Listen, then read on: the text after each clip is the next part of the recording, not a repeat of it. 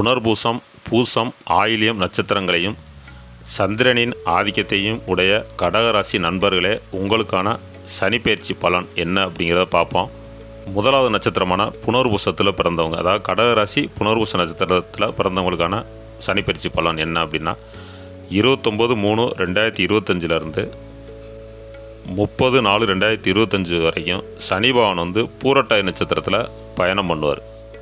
இந்த காலகட்டத்தில் விபரீத ராஜயோகம், திடீர் அதிர்ஷ்டம், இது போன்ற சுப பலன்கள் கிடைக்கும். உங்களோட உடன் பிறந்தவர்கள்ட்ட விட்டு கொடுத்து போகணும். வீண் வாக்குவாதத்தில் ஈடுபடக்கூடாது. 30/4/25 30/3/26 வரைக்கும் சனி பகவான் உத்திரட்டாதி நட்சத்திரத்தில் பயணம் செய்வார். இந்த காலகட்டங்களில் வாகனத்தில் செல்லும்போது கவனமாக கேட்டுக்கிறங்க. வாகனங்களில் செல்லும்போது கவனமாக இருக்கணும். அதே மாதிரி உங்களுடைய உடன் பிறந்தவர்களால் உங்களுக்கு சொத்துக்கள் சம்மந்தப்பட்ட பிரச்சனைகள் வர்றதுக்கும் வாய்ப்பு இருக்குது. அந்த விஷயங்கள்லேயும் கொஞ்சம் கவனமாக இருங்க. இல்லைன்னா விட்டு கொடுத்து போங்க. பின்னாடி வரக்கூடிய காலங்களில் பார்த்துக்கலாம். 30/3/26 8/6/2027 வரைக்கும் சனி பகவான் ரேவதி நட்சத்திரத்தில் பயணம் பண்ணுவார். இந்த காலகட்டங்களில் எல்லா விஷயத்துலேயும் கவனமாக இருக்கணும். ஏன்னா உங்களுடைய நட்சத்திர அதிபதியும் உங்களுக்கு சப்போர்ட் பண்ணாமல் 12ஆம் இடத்துல போய் மறைய போகிறார். உங்களுடைய ராசியில் உச்சமாக இருக்கக்கூடிய குரு மறைகிறார். அப்படிங்கிறப்ப எல்லா விஷயங்கள்லையும் கவனமாக இருக்கணும். சனி பகவானும் உங்களுக்கு சப்போர்ட் பண்ண மாட்டார். இப்படி கிரகங்கள்லாம் எல்லா கிரகங்களும், அதாவது ராகு கேது பயிற்சி, சனி பயிற்சி, குரு பயிற்சி உங்களுக்கு எந்த விதத்துலையும் சப்போர்ட் பண்ணுற மாதிரியான ஒரு அமைப்பில் இல்லை. ஒருவேளை உங்கள் பிறப்பு ஜாதகத்தில் சனியோ குருவோ ராகு கேதுவோ மறைவு இடங்களில் இருந்தாலும் உங்களுக்கு அந்த நல்ல பலன் கிடைக்கும். இது மேலே சொன்ன பலன்கள் கெடு பலன்கள் மட்டும் அப்படி மாறி நல்ல பலனாக கிடைக்கிறதுக்கான வாய்ப்புகள் இருக்குது. 30/3/2026 8/6/2027 வரைக்கும் சனி பகவான் ரேவதி நட்சத்திரத்தில் பயணம் பண்ணுவார். இந்த காலகட்டங்களில் எல்லா விஷயங்களையும் கவனமாக இருக்கணும். உடல் நலனில் அக்கறை செலுத்தணும். உடலை கவனமாக பார்த்துக்கிறணும். கோச்சாரப்படி மிதுனத்தில் உங்களுடைய நட்சத்திர அதிபதி இருக்கிற வரைக்குமே அந்த ஒரு வருஷம் இருப்பார். அப்போ உங்களுடைய ராசிக்கு 12ஆம் இடத்துல போய் உங்களுடைய ராசியில் உச்சமடையக்கூடிய குரு 12ஆம் இடத்துல போய் மறைகிறார். அப்படின்னாக்க தான் உண்டு தன் வேலை உண்டு அப்படிங்கிற மாதிரி இருக்கணும். ஏன்னா இப்போ உங்களுக்கு ராகு கேது சப்போர்ட் பண்ண போகிறதில்ல, சனி பகவானும் சப்போர்ட் பண்ணுற மாதிரியான ஒரு அமைப்பில் இல்லை. அப்படிங்கிறப்ப கொஞ்சம் கவனமாக இருக்கிறது நல்லது. கடகராசி பூச நட்சத்திரத்தில் பிறந்த நண்பர்களுக்கான சனிப்பெயர்ச்சி பலன் என்ன அப்படிங்கிற பார்ப்போம். 29/3/2025 முதல் 30/4/2025 வரைக்கும் சனி பகவான் பூரட்டாதி நட்சத்திரத்தில் பயணம் பண்ணுவார்.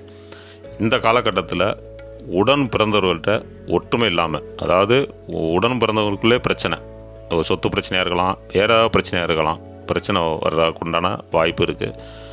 கடன் வாங்கி தொழிலை விரிவுபடுத்துவோம் அப்படிங்கிற நினைக்கிறவங்க கொஞ்சம் யோசனை பண்ணி செய்யுங்க. இப்போ தொழில் இருக்குது, அது வாட்ட போய்கிட்டு இருக்குது, இன்னும் கொஞ்சம் அதாவது நல்ல அதிக லாபம் கிடைக்குது அப்படின்னு சொல்லிட்டு புதுசாக கடன் வாங்கி ஒரு தொழிலை விரிவுபடுத்தணும் அப்படிங்கிறவங்க கொஞ்சம் யோசனை பண்ணி செய்கிறது நல்லது. உங்களுடைய பிறப்பு ஜாதகத்தை வச்சு பார்த்துக்கிட்டு அந்த மாதிரி பண்ணுங்கள்.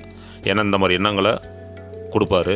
30/4/25 30/3/2026 வரைக்கும் சனி பகவான் உத்திரட்டாதி நட்சத்திரத்தில் பயணம் பண்ணுவார். இந்த காலகட்டங்களில் ஏதாவது ஒரு நோய் தாக்குறது. ஏன்னா இங்கே பூச நட்சத்திரத்துடைய அதிபதி சனி, அவர் உங்கள் ராசிக்கு 3ஆம் வீட்டை பார்க்குறாரு, 11ஆம் வீட்டை பார்க்குறாரு, 6ஆம் வீட்டை பார்க்குறாரு.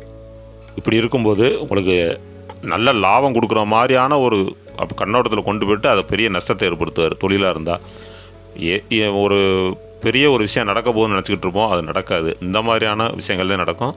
அதனால் இந்த விஷயங்களில் கொஞ்சம் கவனமாக இருங்க. இந்த காலகட்டங்களில் பூச நட்சத்திரக்காரன், அதாவது கடகராசி பூச நட்சத்திரக்காரர்கள் வண்டி வாகனங்கள் செல்லும்போது ரொம்ப கவனமாக இருக்கணும்.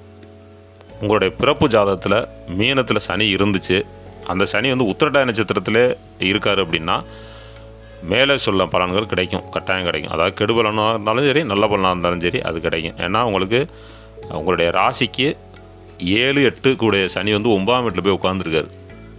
அப்போ பூர்வீக புண்ணிய தோஷங்கள் அந்த அதுக்குண்டான பலன் அது பூராமே உங்களுக்கு கிடைக்கிறதுக்கான வாய்ப்புகள் இருக்கும். நல்லதாக இருந்தால் நல்ல விஷயங்கள் நடக்கும், கெடு பலனாக இருந்தால் கெடு பலன்கள் தான் கிடைக்கிற மாதிரியான ஒரு அமைப்பில் இருக்குது. அதனால் கடகராசி பூச நட்சத்திரக்காரர்கள் கவனமாக இருக்கிறது நல்லது. 30/3/2026 8/6/2027 வரைக்கும் சனி பகவான் ரேவதி நட்சத்திரத்தில் பயணம் பண்ணுவார். இந்த காலகட்டங்களில் உங்களுக்கு நிலம் வாங்கி போட்டீங்க, வீடு இருக்குது அப்படின்னா அதுக்கு சம்மந்தப்பட்ட பராமரிப்பு செலவுகள் நடக்கும். அது மட்டும் இல்லாமல் உங்களுக்கு வந்து இடங்களை விற்கக்கூடிய அமைப்புலையும் வந்திருக்கும். இடமோ வீடோ விற்றுவிட்டு கடன் அடைக்கிற மாதிரியான ஒரு சூழ்நிலைகள்லாம் இருக்குது. அதனால் இதுக்கு மேலேயும் இனிமேலும் கடன் சுமையை ஏற்றிக்கிறாமல் கொஞ்சம் கவனமாக இருக்கிறது நல்லது. மீனத்தில் உங்களுடைய பிறப்பு ஜாதகத்தில் கடகராசிக்கு மீனத்தில் சனி பகவான் இருந்து அவர் அஸ்தமனமோ வக்ரமோ ஆகியிருந்தால் கெடுபலன்கள் எதுவும் நடக்காது. எதுவுமே ஆகலை, சனி கரெக்டாக உத்திரட்டாதி நட்சத்திரத்திலே உட்காந்துருக்காரு அப்படின்னா இந்த காலகட்டங்களில் நான் மேலே சொன்ன கெடுபலன்கள் நடக்கிறதுக்கான வாய்ப்புகள் இருக்குது. பயப்பட வேணாம், அது பரிகாரம் சொல்லிட்டேன், அதை பண்ணுங்கள், சரியாயிரும். கடகராசி ஆயில்ய நட்சத்திரத்தில் பிறந்த நண்பர்களுக்கான சனிப்பெயர்ச்சி பலன் என்ன அப்படிங்கிற பார்ப்போம். 29/3/2025 30/4/2025 வரைக்கும் சனி வந்து பூரட்டாதி நட்சத்திரத்தில் பயணம் பண்ணுவார். இந்த காலகட்டங்களில் திருமணம் ஆனவர்களுக்கு குழந்தை பாக்கியம் கிடைக்கும். திருமணம் ஆயிடுச்சு, 2 வருஷம் 3 வருஷம் 5 வருஷம் கூட ஆயிடுச்சு, குழந்தை இல்லை அப்படின்னா இந்த காலகட்டங்களில் அதை செய்வார். உடன் பிறப்புகள்கிட்ட வந்து வீண் வாக்குவாதம் செய்கிறத தவிர்த்திட வேண்டும். உங்களுடைய மாமன் வழி சொந்தங்கள் அவங்களோட பிரச்சனைகள் வர்றதுக்கான வாய்ப்பு இருக்குது. அதனால் கவனமாக இருங்க. 30/4/2025 30/3/2026 வரைக்கும் சனி வந்து உத்திரட்டாதி நட்சத்திரத்தில் பயணம் பண்ணுவார். இந்த காலகட்டங்களில் உங்களுக்கு திடீர் அதிர்ஷ்டம், யோகம், ஒரு இடத்த விற்று இன்னொரு இடத்த வாங்குறது, ஒரு பொருளை கொடுத்து இன்னொரு பொருளை வாங்குறது, அப்படியான பலன்கள் சுப அசுப பலன்கள் கலந்து நடக்கும். 30/3/2026 8/6/2027 வரைக்கும் சனி பகவான் வந்து ரேவதி நட்சத்திரத்தில் பயணம் பண்ணுவார். இந்த காலகட்டங்களில் உங்கள் பணம், பொருள், வீடு, நிலம், சொத்துக்கள் சம்மந்தப்பட்ட விஷயங்களில் கொஞ்சம் சரி பார்த்துக்கிறது நல்லது. அதை பாதுகாத்துக்கிறோம். வீட்டில் பணம் இருக்குது அப்படின்னு சொல்லிட்டு நம்ம கதவை பூட்டாமையால் பூட்டி போட்டு வெளியில் போனீங்கன்னா வீட்டு வந்து பார்த்தா அந்த பணம் இருக்காது. நகை இதுகள் இந்த மாதிரி இருந்துச்சு அப்படின்னா அதுகளும் திருடு போடுறதுக்கான வாய்ப்புகள்லாம் இருக்கும்.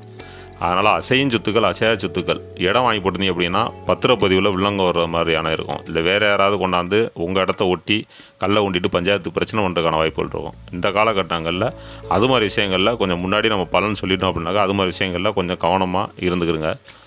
மீனத்தில் வந்து சனி இருக்கிற காலம் வரைக்கும் எல்லா விஷயங்கள்லையும் கவனமாக இருக்கிறது நல்லது. எதையுமே அவசரப்பட்டு செய்யக்கூடாது. ஒரு தடவைக்கு பல தடவை யோசனை பண்ணி செய்கிறது உங்களுக்கு நல்ல பலனை கொடுக்கும்.